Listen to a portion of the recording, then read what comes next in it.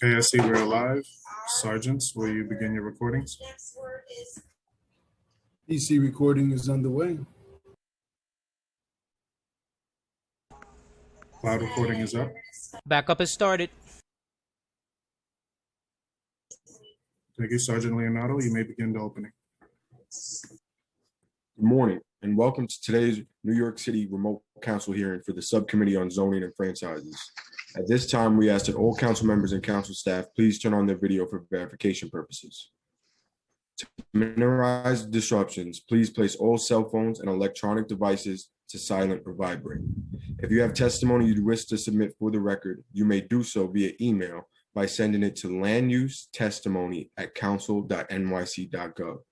Once again, that is landusetestimony@council.nyc.gov. Mr. Chair, we are ready to begin.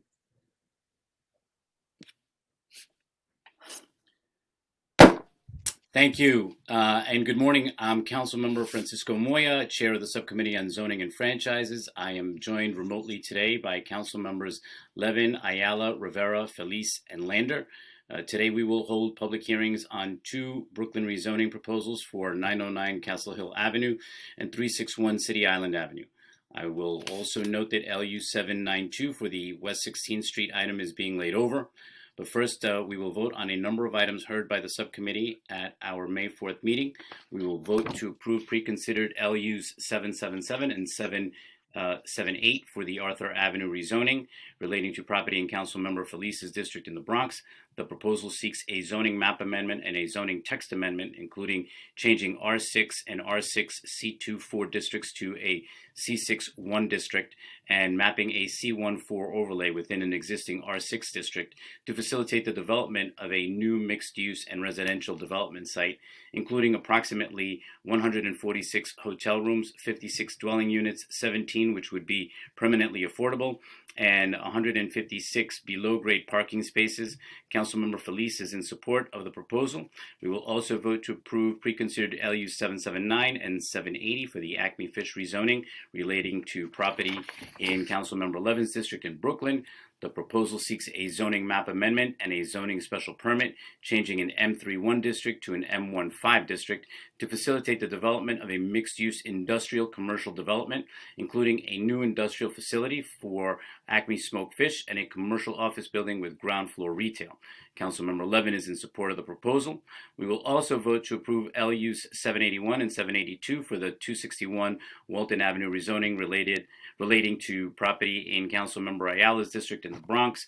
The proposal seeks a zoning map and zoning text amendment to change the existing M14 R6A district to an R8A C2-4 district within the MX13 Special Mixed Use District, and to eliminate a portion of the existing MX13 district and a related zoning text amendment to establish a mandatory inclusionary housing utilizing option 1. Councilmember Ayala is in support of the proposal. We will also vote to approve LU 783 for the 606 Neptune Avenue rezoning in Brooklyn. The proposal seeks a zoning map amendment to change a C1-2 overlay to a C2-4 overlay within the existing R6 district to facilitate the legalization of an existing drive-through facility, which is accessory to a use group 6 eating and drinking establishment. We will also vote to approve LU 784 and for the 300 Huntington Street rezoning relating to property in Councilmember Lander's district in Brooklyn.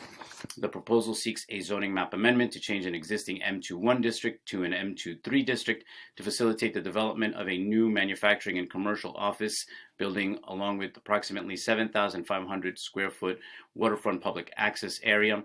Councilmember Lander is in support of the proposal. We will vote to approve with modifications LU 785 and 786 for the 30-02 Newtown Avenue rezoning in Queens. The proposal seeks a zoning map and zoning text amendment to change an existing C4-4A district to a C4-4D district and to establish a mandatory inclusionary housing area utilizing option 1 or option 2. Our modification will be to remove MIH option 2 while retaining option 1. I now want to take this opportunity to turn it over to any of the council members who would like to speak on their rezonings? Councilmember Lander, I see your hand up. Thank you very much, Chair Moy. I appreciate the opportunity to join you here. Councilmember Felice got his Zoom hand raised faster than mine, so I don't know. I'm happy to defer on Zoom hand raise to our new colleague. So yeah, Councilmember Felice, you go first, and I'll go after you. I'll lower my hand just for you. No, go ahead. Please go ahead. Brad, just go ahead. Oh, Just all right. Okay. Thank you, Chair. I appreciate the committee's voting today on the project at 300 Huntington Street in the Gowanus IBZ, and appreciate your hearing it recently. I'm in full support of this project, especially with an agreement that Monadnock Construction has agreed to with South Brooklyn Industrial Development Corporation this morning. Monadnock is a wonderful Brooklyn-based construction company. They've been in the Gowanus area for 45 years doing a range of mixed income and affordable housing, really great local company.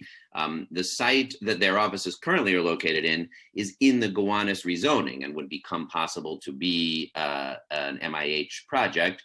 But they want to stay in Gowanus. And so they have identified and purchased a property just a few blocks away within the IBZ at 300 Huntington Street.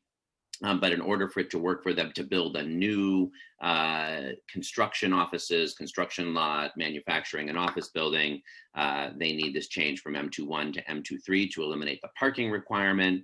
That's going to allow them to build a 100,000 square foot building, which will house their offices, their construction company and lot, as well as other light manufacturing and office spaces, generate 715 permanent jobs, transit accessible in the industrial business zone. They're building a shore public walkway, which will actually be one of the first pieces of public access to the Gowanus Canal. And it's a great model of how that can be done affordably in the industrial business zone with no new residential development.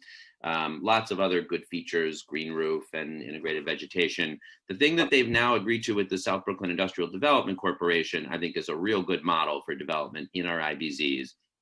They are committing that of the 100,000 square foot in total, which would have the broader set of M zone uses, at least 10,000 square feet will always stay for genuinely light manufacturing and light industrial uses. And of that 10,000 square feet in the near term, they're making available 5,000 of it that South Brooklyn Industrial Development Corporation will be able to rent out at below market rents, so that genuine manufacturing and light industrial uses of the kind that have been in Gowanus for many years but have been pushed out by rising rents, even within the IBZ, will still be able to be there. And that agreement lasts for 16 years, and then in perpetuity, they're committing that 10,000 square feet of the building will be a narrower mix of what we're calling the Gowanus mix of genuinely light industrial or manufacturing uses, and not the broader set of uses you can do in an IBZ that include office and some retail, and in many cases are displacing manufacturing uses. So it's not quite like, but it's a little bit like, I don't want to maybe call it this, but it's almost MIH for manufacturing. Mandatory, a commitment they are making to preserve genuinely manufacturing uses, which is going to be critical in our IBZs in the years to come. So I'm grateful to them for this project, for agreeing to these additional commitments. And I think this could be a model for the city for years to come. And I support the project, and I hope you will vote yes on it. Thank you. Thank you, Councilmember Lander. I now want to turn it over to Councilmember Felice. Thank you, Chair Moya. Today, I'm proud to announce that I'm supporting the rezoning application and voting yes. These applications would facilitate the development of a 13-story hotel, as well as a residential development in the Arthur Avenue or Little Italy area in the 15th Council District that I'm so proud to represent. Little Italy is home to the best restaurants in the city of New York. It's also the neighbor of the greatest attractions in our city, including the Bronx Zoo, and also the Bronx Botanical Garden, institutions that are heavily visited by individuals from everywhere in the world. However, Little Italy is an area underserved by hotels, and by building a hotel, we'll create the opportunity of ensuring that individuals that visit, local tourists, not only visit our neighborhood, but can also stay in our neighborhood. And the more people stay, the more business can be done, and the more economic activity in the area, the more people in that area can be employed. This is a project that is strongly supported by the community, including the local community board, also local businesses, and also local residents, many who are employed by the local businesses. I think this is a very good project for Arthur Avenue and for the 15th Council District. And I thank the applicants for all the good work they do in the Bronx. And I'm in full support of the project, and I'll be voting yes today. Thank you, Councilmember Felice. Before I turn it over to Councilmember Levin for some remarks, I just want to acknowledge that we've been joined by Council Members Borelli and Councilmember Grudenchik. Thank you for joining us today, and I'm going to turn it over now to Councilmember. Hi, thank you, Chair. I'm sorry, I'm double zooming right now. I just wanted to briefly speak about the rezoning in my district with regard to Acme fish. This is an application joint between Acme Fish and Rubenstein Partners to do a within the IBZ in Greenpoint, Williamsburg, a new home for Acme Fish in addition to a commercial development. We have come to an agreement on ensuring that the space that was determined to be light manufacturing that will be the home for Acme, which is a local family-owned producer. Many of you see their products in grocery stores. It's all the smoked fish that Blue Hill Bay and Acme and all produced in North Brooklyn. That square footage that is dedicated to that new home will be maintained through an agreement with Evergreen as a light manufacturing space, even if the property is sold through a restrictive deck on the deed, recorded against the deed, as well as an agreement with Evergreen, which is the North Brooklyn IBZ administrator. So I just want to thank all the community members that spoke about this project, and the applicant and Rubenstein and their team, and Acme for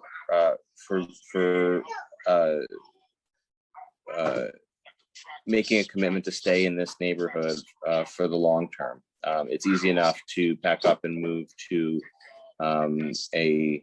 a different state with lower taxes and easier access and close to a interstate and all the above. But they have with this established that their future is here in Brooklyn, and the workforce that the dozens and dozens of longtime workers and skilled workers that they have at Acme. It's refreshing to see a long-term manufacturer in our city make a bet on the future of this city and its light manufacturing. So with that, I'll turn it back to Chair Moya. Thank you.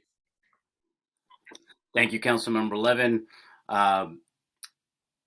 Okay, and now I will move to call for a vote to approve LUs 777 through 784, and to approve with modifications I have described, LUs 785 and 786. Council, call the roll. Chair Moya. Aye and all. Councilmember Levin. I vote aye. Councilmember Grodenchik. Aye. Councilmember Ayala. I vote aye. Councilmember Rivera. I vote aye. Councilmember Borelli. I vote aye. Thank you.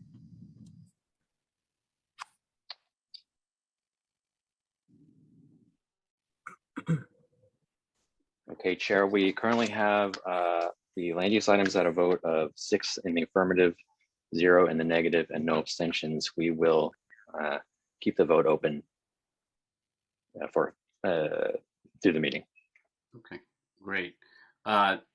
Thank you, Arthur. But before we turn to our hearings, I first want to recognize the subcommittee council to review the remote meeting procedures. Thank you, Chair Moya. I am Arthur Ha, counsel to this subcommittee. Members of the public wishing to testify were asked to register for today's hearings.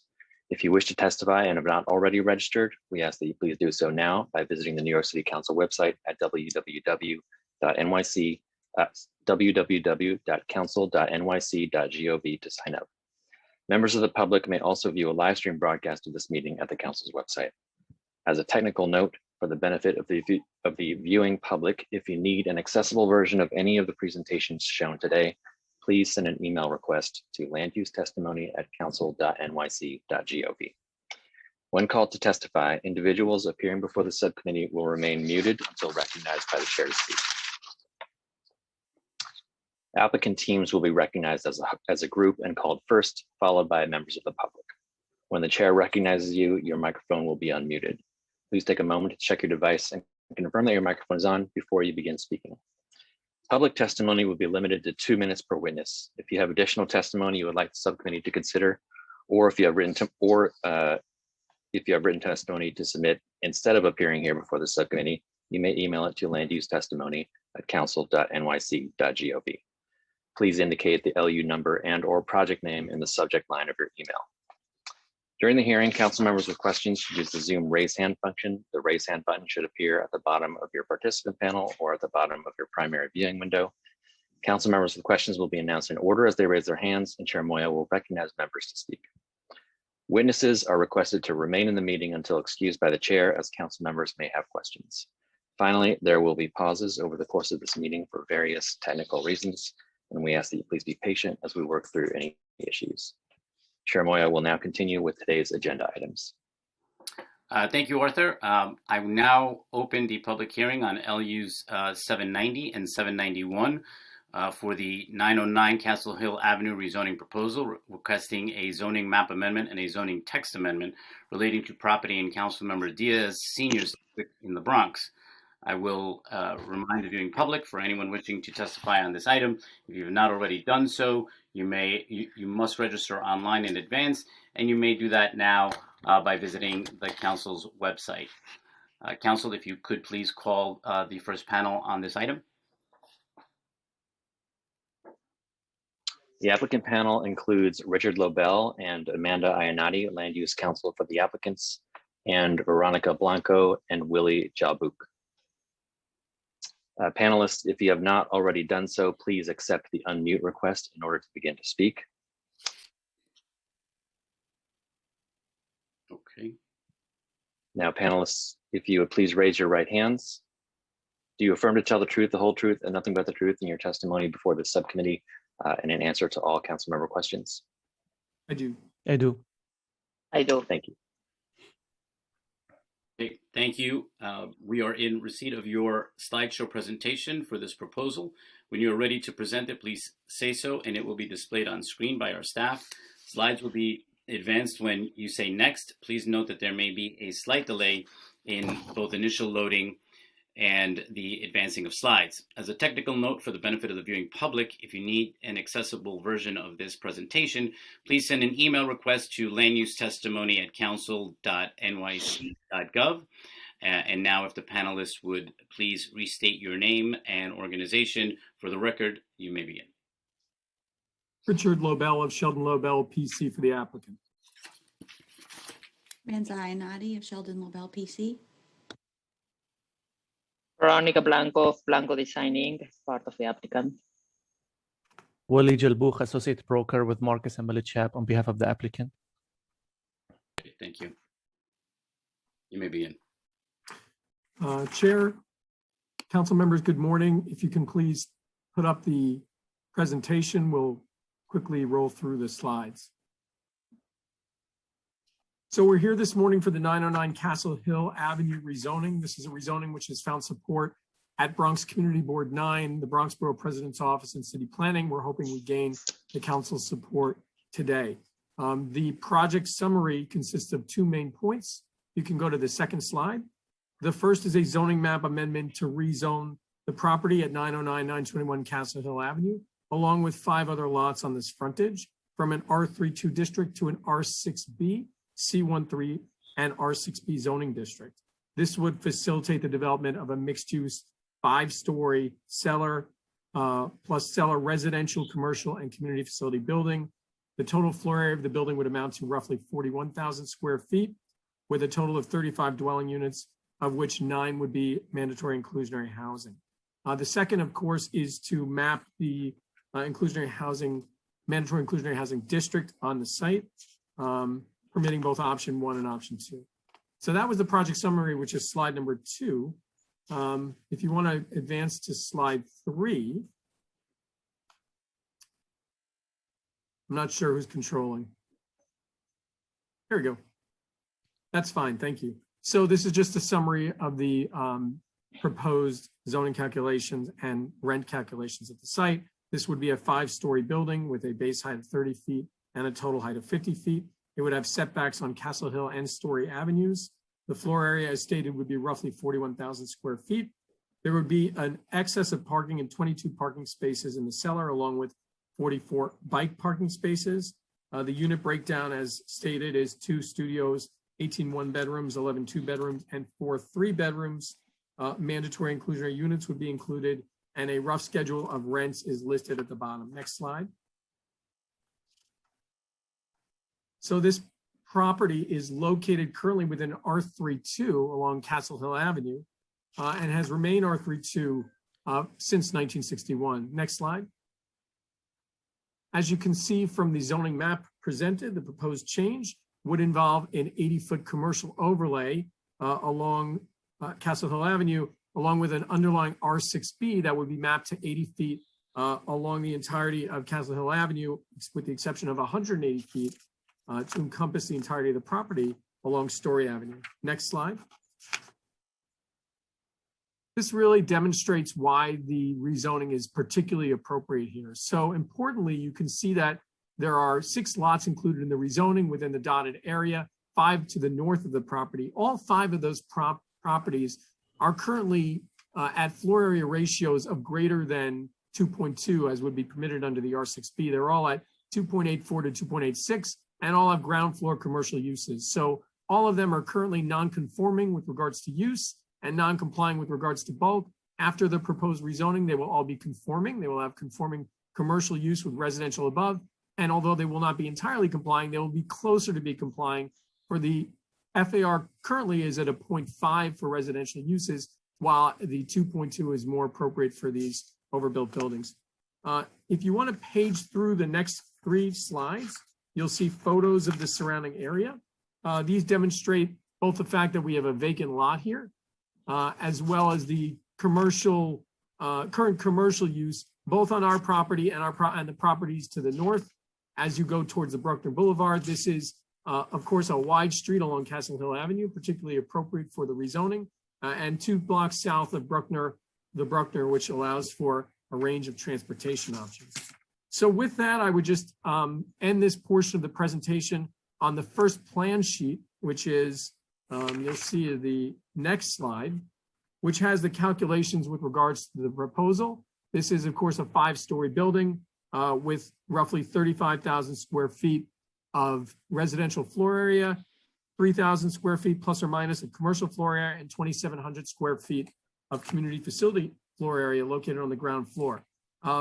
I have the entire applicant team here for questions. I would merely note at this point that, as I said, we've achieved tremendous success with this application so far in terms of public support. Community Board 9 had a list of recommendations which the applicant has accepted, which for purposes of the council, we'll just say includes inclusion of the United Hispanic Construction Workers and or Building Skills New York to facilitate construction and ensure that 25% of the workforces for these developments are residents of the Community Board zip codes.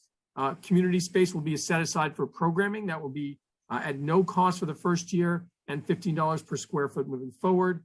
And there will be other community benefits accruing here, including contribution yearly to a neighborhood school, sponsorship of a local park, and other initiatives which the applicant here has agreed to. We're really thrilled with the community support to date, and we're happy to answer any questions of the council.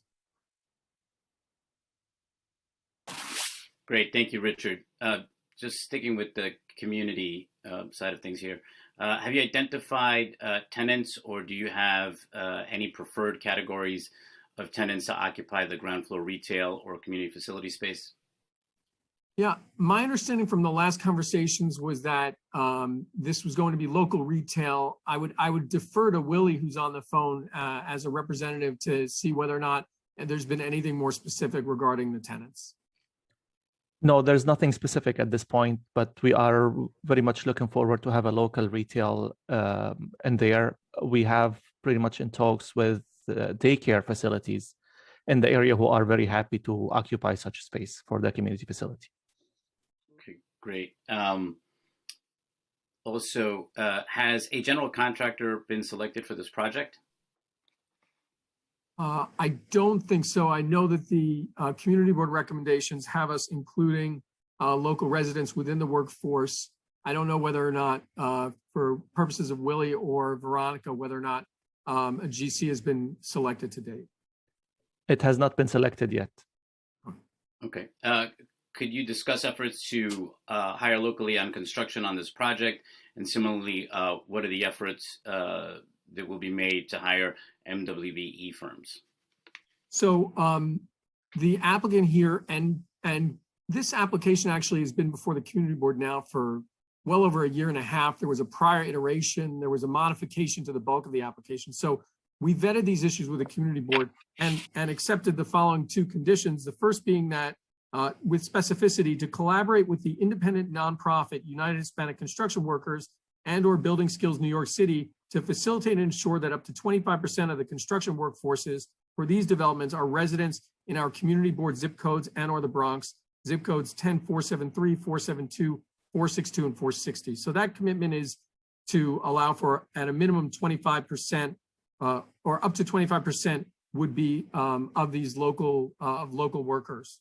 The second would be that the developer, and I know Willie and the developer have talked about this many times, will work with the Minority and Women Contractors and Developers Association to facilitate opportunities for certified MWBE contractors for this development. I know Veronica, who's on the phone with us, and the project architect herself is an MWBE. And so we're confident here that we'll be able to meet the criteria set forth by the community board. Yeah, the architectural team, Blanco Design, there is a women and minority business enterprise. So we have been involved from day one. Okay, great. Thank you. That was it for me. I now want to invite any one of my colleagues who may have any questions for this panel to raise your hand. I see Councilmember Ayala. Hi, good morning, everyone. I just wanted to get some clarity. I don't know that I heard this correctly. Is this MIH option 1 or 2? It's MIH option 1. Option 1. Okay. All right. Thank you. Sure. Okay. Arthur, do we have any other members who wish to ask any questions to the panel? No, Chair, I see no members with questions for the panel. Hey, actually, I have a follow-up. Sorry. I'm looking at it. Trying to catch up with this. So why did you choose option 1 as opposed to option 2? Well, the discussions around affordability have been, we've engaged with the community board for well over a year and a half on this. And the rents that are being charged for the affordable units here are actually quite similar to the rents that are being charged for the market rate. In the schedule provided to the community board and with the materials, affordable units that are studios here would be $909 and the market rate would be $950, and up the chain through $1,143 for a 1-bedroom and $1,250 for market rate. So for our purposes, option 1 was close enough to what we're actually charging for the market rate that it just made sense to use option 1. Option 2 in certain instances would have exceeded that. So the applicant was comfortable here. The community board asked for it, and we're happy to acquiesce. Okay, I mean, my preference is usually, you know, especially considering development in the Bronx where we have such high density of, you know, communities where people are living below the poverty line, that we utilize option 2 wherever possible, but if the community board and the community is supportive of the project, you know, I mean, you can't argue against that. However, you know, my preference is always that we try to, you know, steer towards, I really don't like MH. I don't think that it offers enough to communities like mine. But, you know, it's a tool that exists. And I think that when possible, you know, if we can get to the 40% where it makes sense for that community, that we should do that. So I just, you know, wanted to go on record saying Sure. Council member, just to clarify for the record, this option, the option 1 that we're using does allow for 10% of the units at 40% average AMI. So this is the one that goes deeper. And Councilmember Diaz was supportive of that, and the community board was encouraging. So that's the one we picked. Okay. Thank you. You bet. Okay. Council, is there any other council members that have any questions for this panel? No, Chair. I see no other members with questions for this panel. Okay. There being no further questions, the applicant panel is excused. Council, are there any members of the public who wish to testify on the 909 Castle Hill Avenue rezoning application?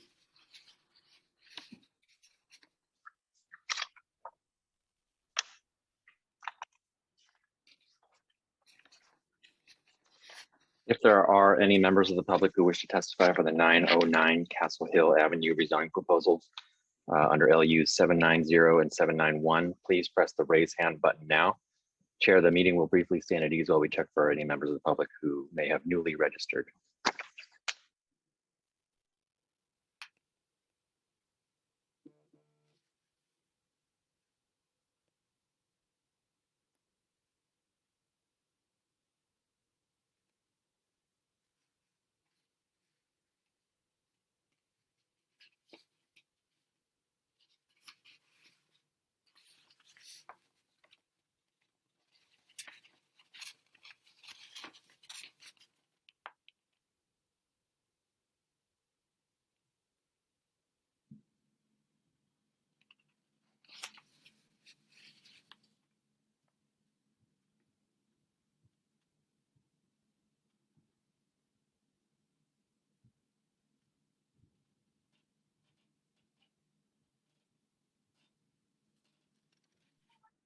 Chair Moya, I see no members of the public who wish to testify on this item.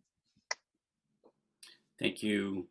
There being no members of the public who wish to testify on LU numbers 790 and 791 for the 909 Castle Hill Avenue rezoning proposal, the public hearing is now closed and the items are laid over.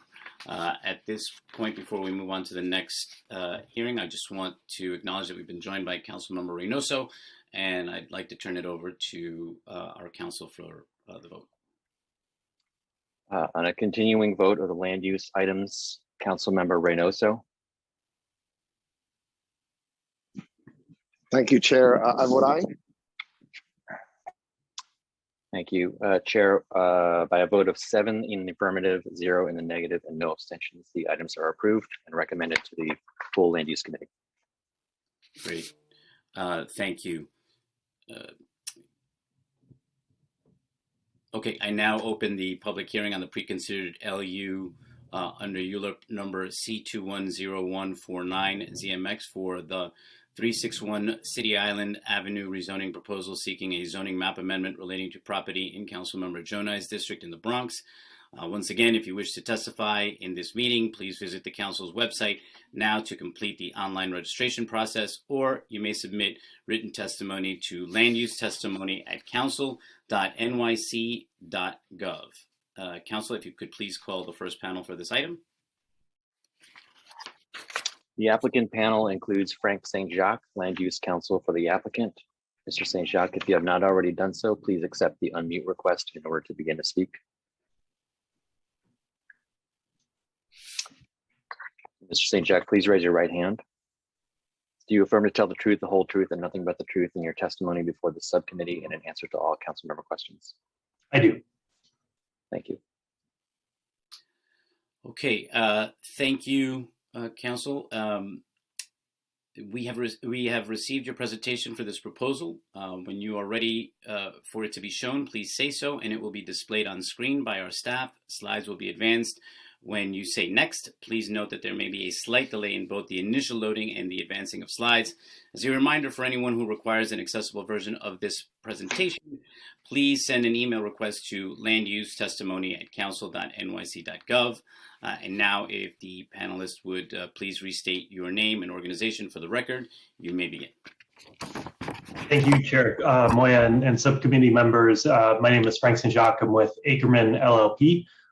We are land use counsel for the project. I am ready to start my presentation. Thank you.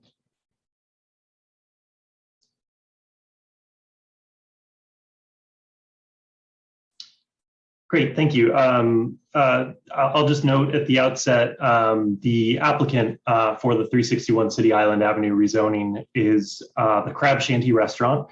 It's a small business on City Island located in Bronx Community District 10. Next slide, please.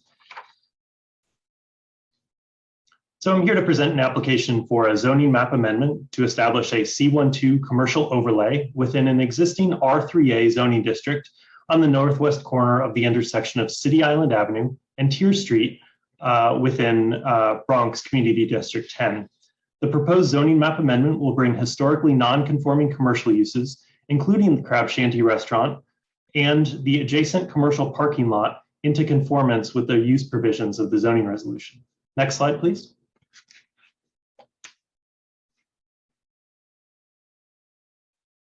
The site is shown here on an aerial view of City Island and on the zoning map. It was included in the 2003 amendments to the Special City Island District, as shown on the zoning map. Next slide, please.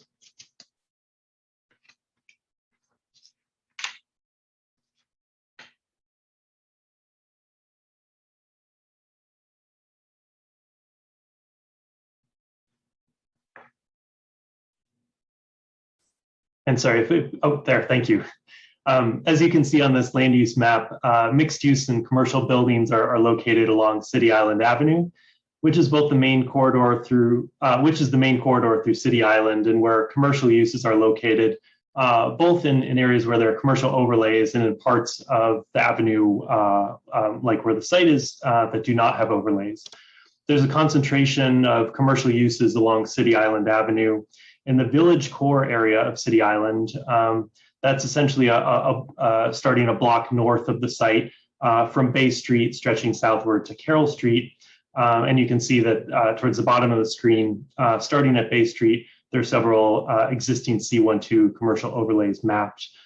You'll note on this map and several of the others, there's sort of a gray tint, which reflects that the City Island Special District, the Special City Island District is mapped over the entirety of the island, which comes with special use and bulk provisions for all buildings on City Island. Next slide, please.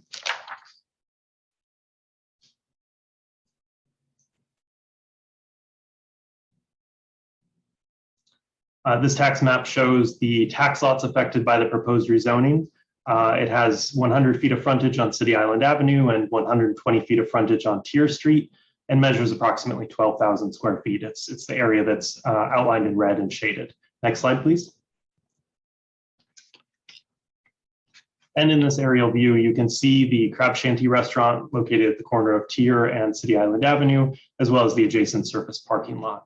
Next slide, please. So 361 City Island Avenue was initially occupied by a silent movie theater, then by a post office, as you can see on the left-hand side of the screen from the 1940s tax photo. The Crab Shanty Restaurant was established back in 1977 and has occupied the building since that time. The adjacent surface parking lot has been in operation since at least the 1970s and possibly even longer. Next slide, please.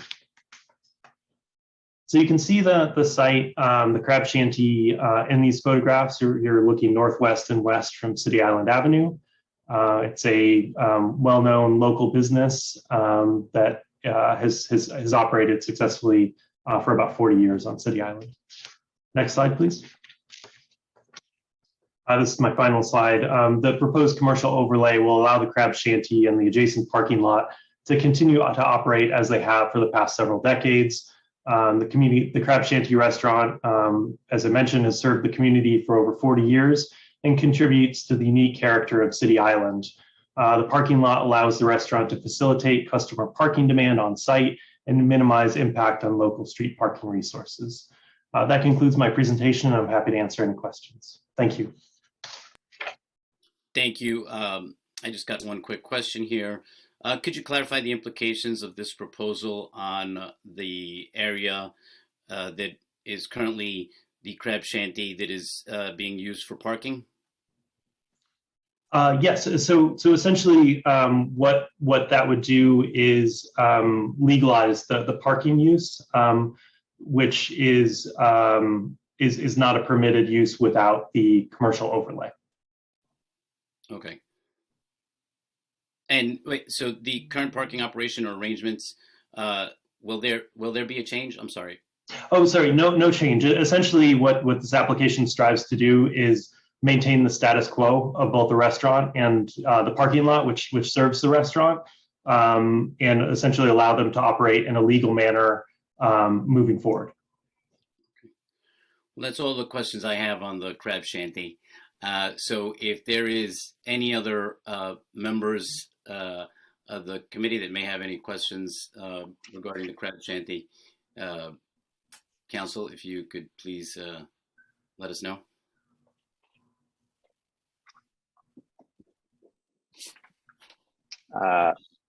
No, Chair, I see no members with questions for this panel. Okay. There being no further questions, the panel is excused. Council, are there any members of the public who wish to testify on the 361 City Island Avenue proposal?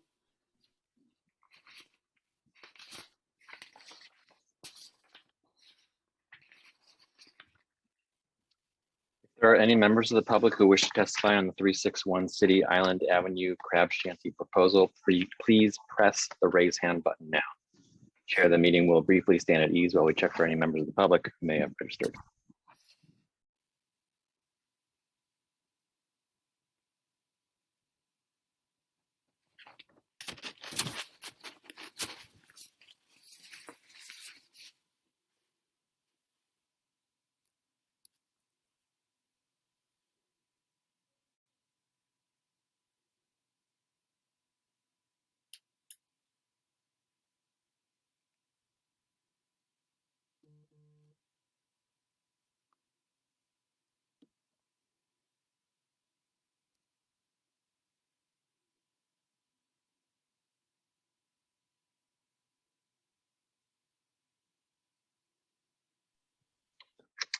Chair Moya, I see no members of the public who wish to testify on this item. Thank you. There being no members of the public who wish to testify on the pre-considered LU under ULIP number C210149 ZMX for the 361 City Island Avenue proposal, the public hearing is now closed and the item is laid over. That concludes today's business. I will remind the viewing public that for anyone wishing to submit written testimony for items that were heard today, please send it by email to landusetestimony@council.nyc.gov. I would like to thank the members of the public, my colleagues, subcommittee council, land use and other council staff, and the Sergeant at Arms for participating in today's meeting. This meeting is hereby adjourned.